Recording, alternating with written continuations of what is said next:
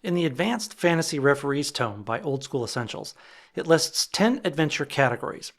These are meant to inspire the Dungeon Master as they come up with adventure ideas. In this video, I go through those 10 categories and present 3 adventure ideas for each that you can use as inspiration for your D&D table. That's 30 adventure ideas for the price of a few minutes of your time. Feel free to use these adventure ideas as inspiration in your campaign. The first category is banishing an ancient evil. This can take many forms and is very versatile. Here are 3 adventure ideas that use this category as inspiration. The first is simple. Kill a lich or vampire or some other powerful being that sows death and destruction. The common thread is it's ancient. Just being a dragon isn't enough. The story needs to tie into the ancient past in some way. Second, prevent the cult of a banished god from completing their efforts to summon that god back into the realm of the living.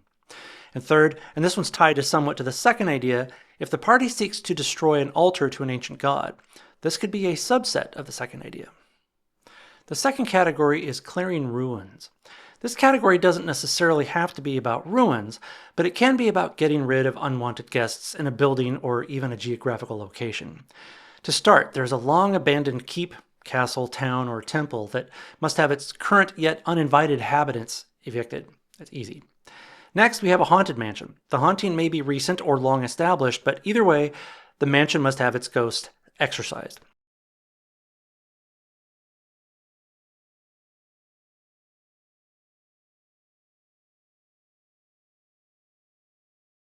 And the third idea is an abandoned keep has been reclaimed, but the surrounding area must be cleared of monsters to be particular radius before settlers can move back in. Our third category is contacting a lost civilization. This category can imply that something lost or ancient is known about, but its location was unknown until recently. A variation is the party can happen by accident upon something that was once lost. The first adventure idea involves the party finding a cult-like group that got sealed inside a dungeon generations ago. There is likely some change to that group due to their isolation, or the reason for them being locked away in the first place is revealed and unlikely beneficial. Second, we are above ground. A village isolated from society has been discovered in a remote wilderness. This wilderness can be a dense and vast forest, the open steppes of tundra of the far north, or in the middle of the desert. The twist is that everyone in the village has become a lycanthrope of an unusual type. Finally, we go waterborne. A ship long thought sunk has drifted into shallow water just offshore, but the crew has somehow changed. We're moving on to the fourth category, escaping from captivity. This can be one of the more intense categories and is often best reserved for players who are a bit more experienced with the game, but their characters can be practically of any level since these adventures rely more on player skill than stats or gear. The first idea is obvious but harder than it sounds. The entire party has been captured by monsters or an evil NPC and must escape. This often entails getting out of their initial predicament, then finding their gear, then effecting their final escape. Second, one or more members of the party, but not all of them, are held captive.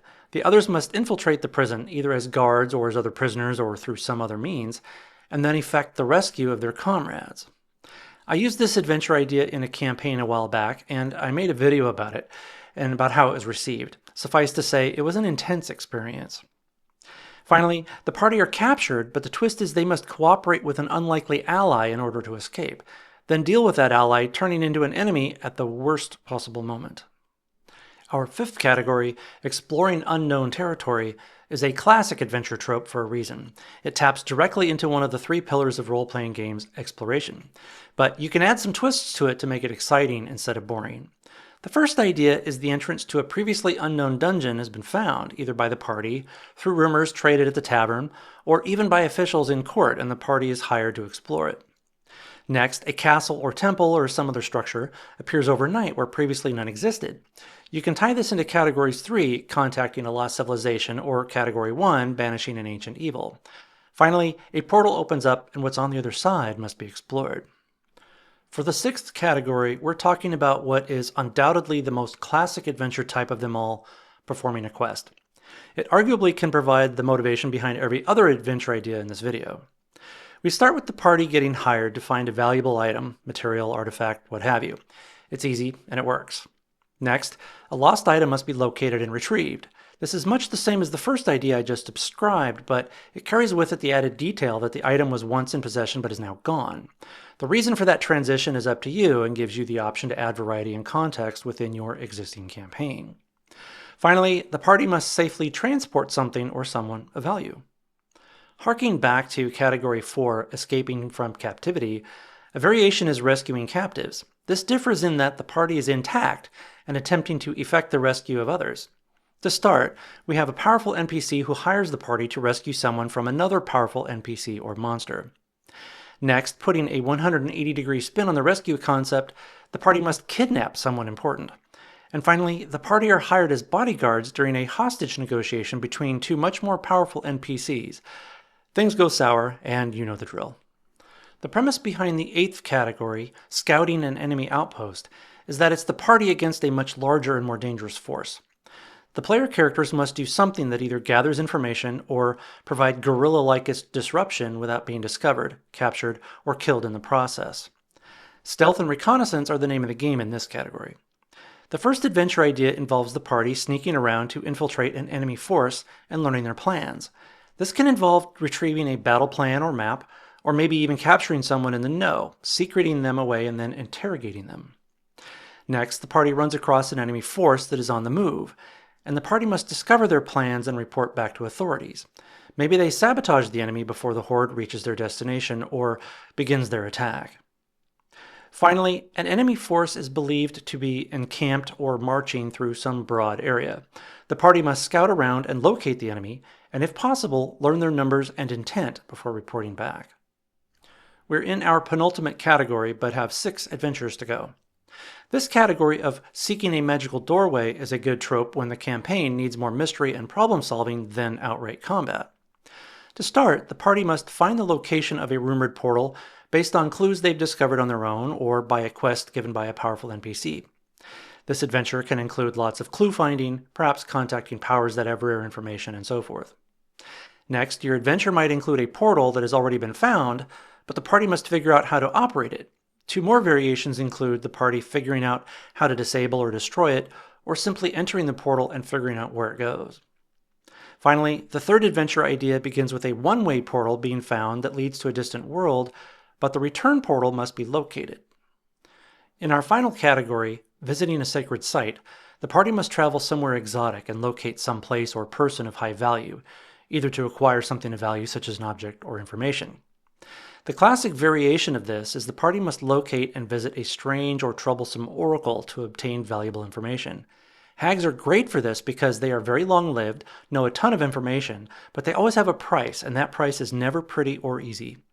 Second, a party member has been cursed and only a particular shrine or holy person can lift it. And our 30th adventure idea is, a sacred site must be found and some action taken there before a deadline expires. The deadline is the key, and you can use real time for this purpose to add tension. The consequence of failing to meet the deadline can mean a party member dies, something valuable self-destructs, or even an entire region suffers something really, really bad. And we're talking Plague of Frogs kind of shit. One of my mantras is that it's easier to edit than to create.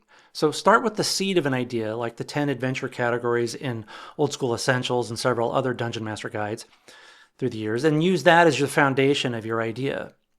Tweak as you go, refine to suit your players and your campaign, and mix it up. When one adventure type is getting stale, switch to something different. You can also use one category to be the motivation behind another. Going on a quest or a rescue operation is fertile ground for practically every other adventure idea in this video. If this video was inspirational, informative, thought-provoking, or just simply entertaining, be sure to click the like button and consider subscribing to support the channel. Also, if you have adventure ideas or have used one of these ideas with a unique twist in your campaign, be sure to share your experience in the comments. We'd all love to hear how it went.